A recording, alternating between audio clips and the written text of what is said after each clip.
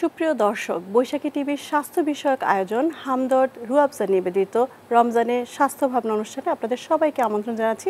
আমি পুষ্টিবিদ ইরশাদ জাহান। রমজানের ফজিলত অনেক, কিন্তু সেই ফজিলত পেতে হলে থাকতে হবে সুস্বাস্থ্য নিয়ে। সুস্বাস্থ্যের কথা যখন আসে তখন কিন্তু মেডিসিনের কথাও চলে আসে। আমরা আজকে তেমনই একটি বিষয় নিয়ে আলোচনা করব। আজকের আলোচ্য বিষয় হচ্ছে ন্যাচারাল মেডিসিনের অতীত, বর্তমান ও ভবিষ্যৎ। এই বিষয়ে কথা বলতে আজ আমাদের মাঝে আছেন হামদর্দের deputy director marketing doctor Taimur Chowdhury এবং ডক্টর মনিরুজ্জামান খান, যিনি সহকারী অধ্যাপক হিসেবে ইউনানি পরিষদে আছেন হামদর্দ বিশ্ববিদ্যালয়। আপনাদেরকে আমন্ত্রণ জানাচ্ছি। ধন্যবাদ। প্রথমেই জানতে চাইব ডক্টর তৈমুর চৌধুরীর কাছে, সেটা হচ্ছে ন্যাচারাল মেডিসিন বলতে আমরা কি বুঝি? ধন্যবাদ। আসলে ন্যাচারাল মেডিসিন শব্দটা অনেক ব্যাপক, বিষয়টা অনেক, পরিধিটা অনেক ব্যাপক। আমরা যদি একটু সংক্ষেপে নিয়ে আসি, তো সেক্ষেত্রে হচ্ছে কি নেচার অর্থাৎ প্রকৃতিজাত, প্রকৃতি থেকে সংগ্রহ করে, অর্থাৎ প্রকৃতির উদ্ভিজ বা প্রাণীজ উপাদান থেকে যেই ওষুধগুলো তৈরি হয় সেগুলোকে আমরা এক অর্থে ন্যাচারাল মেডিসিন বলে থাকি। এবং এই যে ন্যাচারাল মেডিসিন, এটা কিন্তু হাজার বছর ধরেই সারা বিশ্বের মানুষ সেটা ব্যবহার করে আসছে এবং ক্রমাগত এটা বিকশিত হচ্ছে।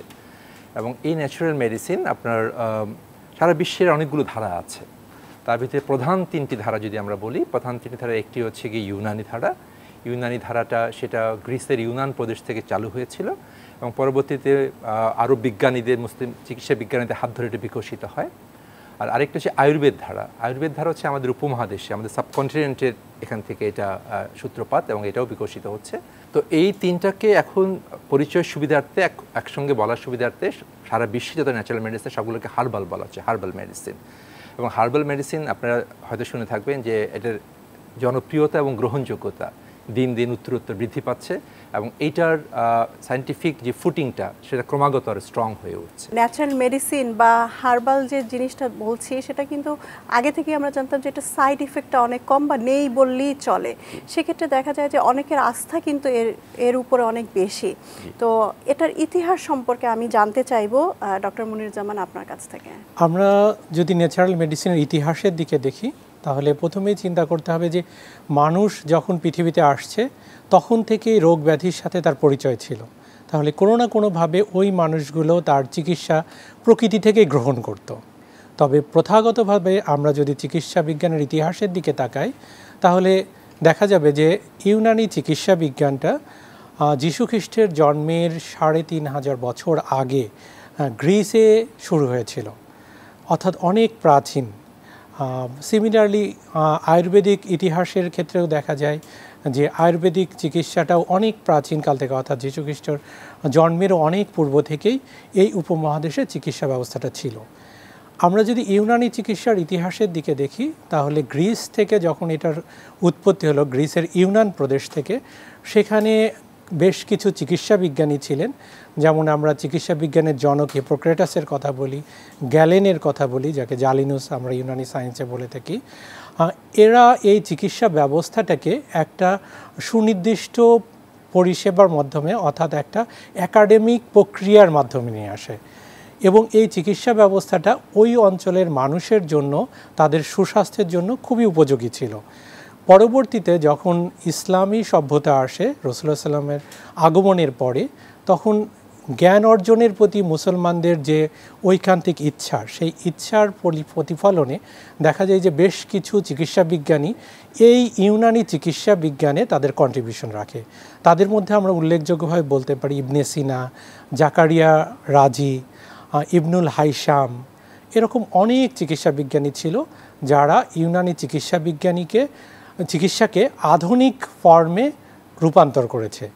তখন গ্রিসের যে চিকিৎসা ব্যবস্থাটা ছিল, এটা অনেকটাই ছিল ফিলোসফি বা দর্শন নির্ভর। কিন্তু যখন মুসলিম সভ্যতার সাথে এটার সংমিশ্রণ ঘটে, তখন এটাকে সায়েন্টিফিক বেস দেওয়া হয়, অর্থাৎ কোন ওষুধ কি কাজ করবে, কেন করবে, এই যে বৈজ্ঞানিক তথ্য উপাত্তর মাধ্যমে সেটাকে মানুষের কাছে পৌঁছানো, সেভাবেই আসলে এই ইউনানি চিকিৎসা বিজ্ঞানের বিকাশ ঘটে। পরবর্তীতে যখন এই উপমহাদেশে মুসলমানদের আগমন ঘটে, তখন তারা শুধু যে দেশ শাসনের জন্য এসেছিল তা না, একই সাথে তারা তাদের চিকিৎসা ব্যবস্থা, তাদের শিক্ষা অনেক কিছুই প্রসার ঘটিয়েছিল।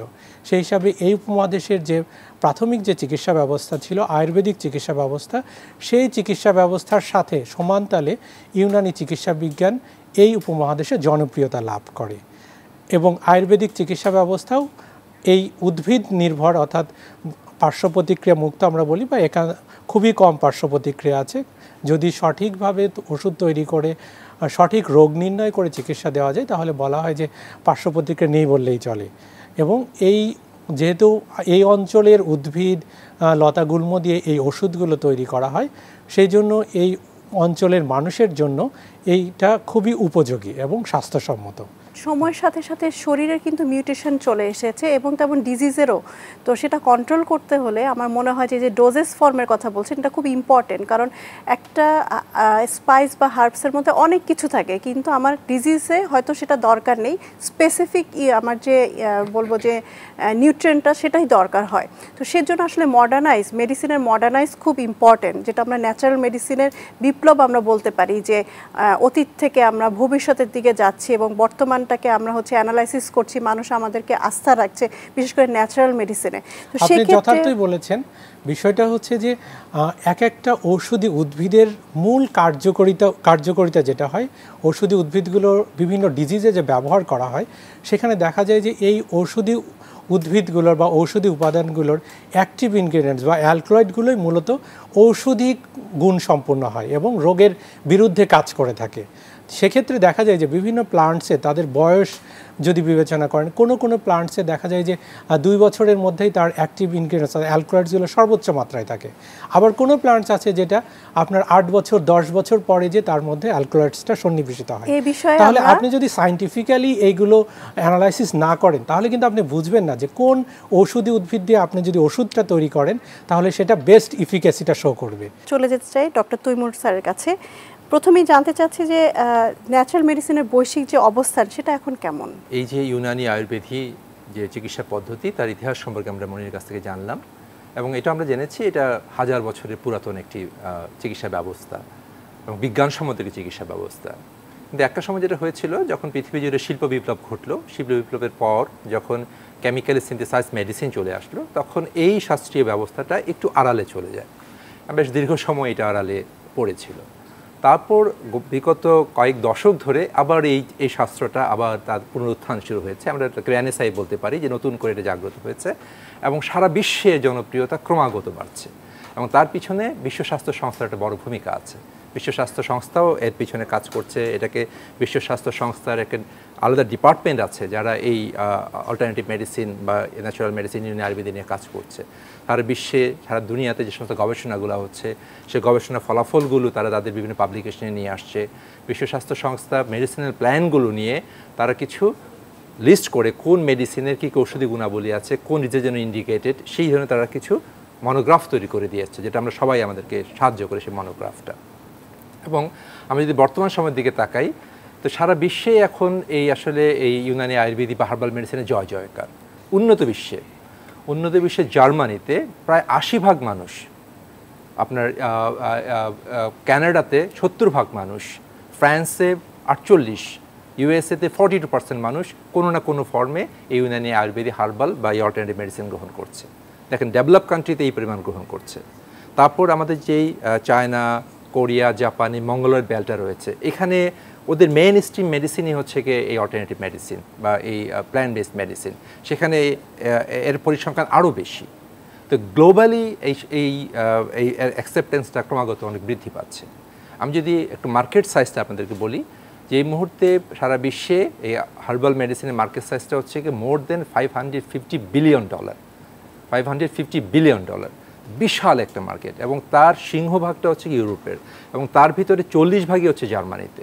তার মানে এটা সারা বিশ্বে গ্রো করছে এবং এটা গ্রো করার পিছনে আমি এখন যেটা এর যে সায়েন্টিফিক অবস্থানটা যদি আমি একটু ব্যাখ্যা করি, একটা পরিসংখ্যান দেওয়া বলি, যে বিশ্ব স্বাস্থ্য সংস্থার যে সদস্যভুক্ত দেশগুলো আছে, সেই সদস্যভুক্ত দেশগুলোর ভিতরে 120টা দেশ তাদের মেইন স্ট্রিম, তাদের মূল ধারার চিকিৎসা ব্যবস্থায় এই মেডিসিনটাকে ইনকর্পোরেট করেছে। 75টা দেশে এটা গবেষণা প্রতিষ্ঠান আছে। তো এইভাবে এই শাখাটা এখন ক্রমাগত বিকশিত এবং এটার ফিউচার অনেক, মানে আমরা বলতে চাই যে এটা আসলে এখন আর অল্টারনেটিভ না, আমরা বরং বলতে চাই এটাই মেইন স্ট্রিম মেডিসিন, যা একসময় ছিল, মাঝখানে আড়ালে ছিল, এখন আবার সারফেসে চলে এসেছে এবং এটার অগ্রযাত্রা অব্যাহত থাকছে। এবং সেটা কিন্তু আমরা দেখতে পাচ্ছি, কারণ অনেকেই কিন্তু পেশা হিসেবে আসলে অন্য পেশায় থাকলেও বা অন্য সাবজেক্টে পড়লেও এখন কিন্তু তারা সেটা কমপ্লিট করার পর আবারও হচ্ছে গিয়ে ন্যাচারাল মেডিসিন বা ইউনানি আয়ুর্বেদে পড়ার জন্য এগিয়ে আসছেন এবং জানতে চাওয়ার তাদের কিন্তু বিশাল একটা স্কোপ রয়ে গেছে। তো সেই চাওয়া থেকে কিন্তু আমরা জানতে পাই যে আসলে বাংলাদেশে অন্যান্য দেশ যেটা বললেন যে ডেভেলপমেন্ট কান্ট্রির মতো আমাদের দেশেও সম্ভবত আরো বেশি আমরা দেখতে পাবো সামনে। অবশ্যই এই ব্যাপারটা নিয়ে আমাদের সাথে আরেকটু যোগ করতে চাই যে আপনারা জানেন যে আমেরিকার FDA, food and drug administration, তারা কিন্তু হার্বাল মেডিসিন বা ন্যাচারাল মেডিসিনকে OTC ড্রাগ হিসাবে তারা কিন্তু স্বীকৃতি দিয়েছে এবং আমেরিকার একটা বড় অংশ মানুষ তারা OTC ড্রাগ হিসাবে তাদের প্রথম পছন্দের ঔষধ হিসাবেই কিন্তু হার্বাল মেডিসিন ব্যবহার করে থাকে। আর সারা পৃথিবীতে প্রতি বছর আমরা যে রেশিওটা দেখি যে 15% গ্রোথ প্রত্যেক বছর হার্বাল মেডিসিনে বাড়ছে। তবে আরও আশ্চর্যের কথা হচ্ছে যে এই করোনার এক বছরে সেটা হঠাৎ করে বেড়ে 42%। বিভিন্ন রিসার্চে দেখা গেছে যে এই গত এক বছরে হার্বাল মেডিসিনের চাহিদা 42% গ্রো করছে। তার মানে বোঝা যাচ্ছে যে আগামী দিনের ভবিষ্যৎটা, আগামী শতাব্দী বলেন বা এখন থেকে পরবর্তী সময়ের ভবিষ্যৎটা আসলে এই হার্বাল মেডিসিনের উপরেই মানুষ নির্ভর করবে। যারা একটু বেশি দিন বেঁচে থাকতে চাই তারা কিন্তু দেখা গেল যে চাইনিজ মেডিসিন যারা হার্বাল ইউজ করেন তাদের কিন্তু অনেক ফলো করে থাকেন অনেকে, এবং দেখবে আমরা জানি যে তারা কিন্তু 100-150 বছর বেঁচে আছে শুধুমাত্র এই ন্যাচারাল মেডিসিনের মাধ্যমে বা হোম রেমেডির মাধ্যমে। তো আশা করছি আমাদের বাংলাদেশেও যারা আছেন তারাও কিন্তু এখন অনেক বেশি সচেতন। আপনি করোনার কথা বলছেন, এই বিষয়ে অনেক কিছু জানবো। তার আগে জানতে চাই যে ন্যাচারাল মেডিসিনের সুবিধাগুলো কি কি? ধন্যবাদ। ন্যাচারাল মেডিসিনের সুবিধা প্রথমেই যদি আপনি চিন্তা করেন যে এটা খুব সহজলভ্য। আপনার যে এনভায়রনমেন্ট, সেই এনভায়রনমেন্টের লতা গুল্ম বা ঔষধি উদ্ভিদ দিয়েই আপনার এই ওষুধটা তৈরি হচ্ছে, অর্থাৎ আপনি হাতের নাগালেই এই ওষুধটা পাচ্ছেন। দ্বিতীয়তে আপনি যদি চিন্তা করেন যে এটার পার্শ্ব প্রতিক্রিয়া নেই বললেই চলে। থার্ডলি আপনি যদি চিন্তা করেন যে ন্যাচারাল মেডিসিন আমাদের প্রত্যেকটা অর্গানের, প্রত্যেকটা সিস্টেমের উপরেই কাজ করে। তবে বিশেষভাবে আমরা যে বিষয়গুলো বলি যে আমাদের যে হেপাটোবাইলারি সিস্টেম অর্থাৎ লিভারের যে রোগগুলো আছে, আপনারা জানেন যে সিনথেটিক মেডিসিন আমরা যখন সেবন করি এটা লিভারকে আরও নেগেটিভলি অ্যাফেক্ট করে, বাট আমাদের ন্যাচারাল মেডিসিন এই লিভারকে আরও বেশি ফাংশনাল করে, আরও বেশি স্টিমুলেন্ট করে। তো সেক্ষেত্রে আমরা ন্যাচারাল মেডিসিন লিভার হেপাটোবাইলারি সিস্টেমে যে জন্ডিস বলেন, হেপাটাইটিস বলেন, সেক্ষেত্রে খুব সুন্দরভাবে ব্যবহার করতে পারি। টোটাল গ্যাস্ট্রোইন্টেস্টাইনাল সিস্টেমেই আমাদের হার্বাল মেডিসিন বা ন্যাচারাল মেডিসিন খুব ভালো কার্যকরী হিসাবে প্রমাণিত, এবং এটার অনেক গবেষণা রিসার্চ আর্টিকেল আছে এটার উপরে, এটার এফিকেসি প্রমাণিত, প্রুভেন। এরপরে যদি আপনি চিন্তা করেন যে মাস্কুলোস্কেলিটাল সিস্টেম অর্থাৎ বাত ব্যথা যারা বয়স্ক মানুষ, তাদের ক্ষেত্রে কিন্তু এই ওষুধগুলো সব খুবই সুন্দরভাবে কাজ করে। তো এই যে ন্যাচারাল মেডিসিন সেফটির বিষয়টা, ঠিক আছে, এই বিষয়ে যদি একটু আমাদের দর্শকদেরকে বলতে। আমাদের বিজ্ঞান বলে যে প্ল্যান্ট বেসড মেডিসিনের কোনো ক্ষতি হওয়ার কথা না, তারপর আমরা বিভিন্ন অভিযোগ শুনতে পাই যে কিছু পার্শ্ব প্রতিক্রিয়া হচ্ছে বা বিভিন্ন অর্গান হয়তো ড্যামেজ হচ্ছে বা আক্রান্ত হচ্ছে। তার কারণ হচ্ছে যে আসলে ন্যাচারাল মেডিসিন বা ইউনানি আয়ুর্বেদিক ওষুধ তৈরি করছে অসংখ্য প্রতিষ্ঠান আছে, এবং আমি গ্যারেন্টি দিয়ে বলতে পারবো না যে সব প্রতিষ্ঠান সঠিকভাবে ওষুধ উৎপাদন করছে। অনেকে মুনাফালোভীরা আছেন যারা বলছেন ন্যাচারাল মেডিসিন, তার মধ্যে তারা নানা ধরনের স্টেরয়েডে অন্যান্য কেমিক্যাল ইউজ করছেন, মানে অথেন্টিকেশনের একটা প্রশ্ন রয়েই যাচ্ছে। তার ফলে আমরা হামদর্দ, আমরা জিএমপি সার্টিফাইড, আমাদের প্রত্যেকটা প্রসেস WHO জিএমপি যে রুলসগুলো আছে সেগুলো ফলো করা হয়। এফিকেসি এবং বিশেষ করে সেফটির ব্যাপারে আমরা সর্বোচ্চ গুরুত্ব দিয়ে থাকি। চলে যাব তৈমুর স্যারের কাছে। সেটা হচ্ছে যে করোনা মহামারীতে আমরা বিশ্বে কিন্তু যখন ভ্যাকসিনেশন ছিল না, আমাদের ইমিউন সিস্টেমের কথা আমরা বলছি যে ভালো রাখতে হবে, এবং বিভিন্ন দেশে সবাই বলছেন মশলা চা বা হার্বস স্পাইস এগুলো ব্যবহার করার জন্য। আমরা জানি যে আমাদের ন্যাচারাল মেডিসিনের স্ট্রেংথ হচ্ছে এগুলো নিয়ে যদি আপনি কিছু বলতেন। আমি শুরুতে যেটা বলতে চাই সেটা হচ্ছে কি, করোনা যেহেতু একটা ভাইরাল ডিজিজ, এটার আসলে এর ট্রিটমেন্টের যে অংশগুলো সেগুলো নিয়ে সারা বিশ্বই খুব চ্যালেঞ্জ ফেস করছে। তো আমরা আমাদের অভিজ্ঞতা থেকে দেখেছি, গত এক বছর আমরা অভিজ্ঞতা থেকে দেখেছি যে আমাদের হামদর্দের 3টি ওষুধ তার ভিতরে একটি হচ্ছে কুলজুম। কুলজুমটা যদি আমরা গরম পানিতে দিয়ে, এক বাটি গরম পানিতে 4-5 ফোঁটা দিয়ে এটা বাষ্পটা যদি আমরা গ্রহণ করি, তাহলে এটা আমাদের রেসপিরেটরি ট্র্যাক্টকে ভাইরাস থেকে প্রিভেন্ট করছে। কীভাবে করছে? এই কুলজুমের ভিতরে আছে আমাদের ইউক্যালিপটাস অয়েল, এটা ক্যামফোর্ড আছে, পাইন অয়েল আছে, নানান ধরনের উপাদান যেগুলো জীবাণু প্রতিরোধক শক্তি রয়েছে। ফলে এটা খুবই কার্যকরী প্রতিরোধের জন্য, অ্যাজ ওয়েল এজ করোনা আক্রান্ত হলেও এই কুলজুমের ভ্যাপরটা আমাদেরকে অনেকখানি সাপোর্ট দিচ্ছে। সবাই নিতে পারবে, সব বয়সী সবাই নিতে পারবে। আমাদের আরেকটি ওষুধ আছে সাদুরি। এটা হচ্ছে আমাদের রেসপিরেটরি যে কোনো কনজেশন, করোনাতে একটা বড় প্রবলেম আছে আমাদের রেসপিরেটরি কনজেশন হয়, এই কনজেশন নিরাময়, কাশি নিরাময় খুবই ইফেক্টিভ একটি ওষুধ হচ্ছে সাদুরি। আর এটা হচ্ছে ফেবনিল। ফেবনিলটা জ্বর নিরামক, অ্যাজ ওয়েল এজ এটা আমাদের যে কোনো ভাইরাল প্রতিরোধক এবং অ্যান্টিবডি ইমিউন স্টিমুলেন্ট হিসেবে কাজ করছে। ফলে এই তিনটার কম্বিনেশনে আমরা কিন্তু অনেক চমৎকার রেজাল্ট পাচ্ছি এবং আমরা এটা নিয়ে রিসার্চও করছি এবং আমরা খুবই আশানুরূপ আমরা ফলাফল পাচ্ছি। এগুলো হচ্ছে ট্রিটমেন্টের পোর্শনটুকু। আর আপনি শুরুতে যেটা বললেন সেটা হচ্ছে গিয়ে যে করোনার মূলত তারাই বেশি ক্ষতিগ্রস্ত হচ্ছে যাদের ইমিউনিটি কম বা রোগ প্রতিরোধ ক্ষমতা কম। তো এইখানে করোনা প্রতিরোধের ক্ষেত্রে রোগ প্রতিরোধ ক্ষমতাটা বৃদ্ধি করা, শক্তিশালী করা একটা অন্যতম বড় হাতিয়ার করোনার বিরোধী যুদ্ধে। এবং এই রোগ প্রতিরোধ ক্ষমতা বৃদ্ধির জন্য আমাদের বেশ কার্যকরী কিছু ওষুধ রয়েছে। আপনারা জানেন যে প্ল্যান্ট বেস যা কিছু আছে, সুষম খাবার, সুষম পুষ্টি এবং সিলেক্টিভ যদি প্ল্যান্ট আমরা গ্রহণ করতে পারি, সেগুলো আমাদেরকে ইমিউন সিস্টেমকে বুস্ট আপ করে। যার ইমিউন সিস্টেম যত বেশি শক্তিশালী, তার জন্য যুদ্ধটা তত বেশি সহজ। তো সেক্ষেত্রে আমাদের ইমিউন বুস্টিং অনেকগুলো ওষুধ আছে। তার মধ্যে একটা হচ্ছে কি আমাদের নিমুল্যান্ট, খুবই কার্যকরী, এটা রেসপিরেটরি মেডিসিন হিসেবে খুবই হেল্পফুল একটা ওষুধ। আমাদের চ্যবনপ্রাশ, আমাদের উপমহাদেশে 100 বছর ধরে প্রচলিত একটা ওষুধ চ্যবনপ্রাশ, এটা খুবই ভালো, খুব কমন একটা নাম। এবং এটা যাদের শুধুমাত্র করোনা না, যাদের অ্যাজমা বা অন্যান্য শ্বাসজনিত সমস্যা আছে, তাদের জন্য এই চ্যবনপ্রাশটা খুবই কার্যকরী একটা ওষুধ। আমাদের আরেকটা ওষুধ আছে লিনা।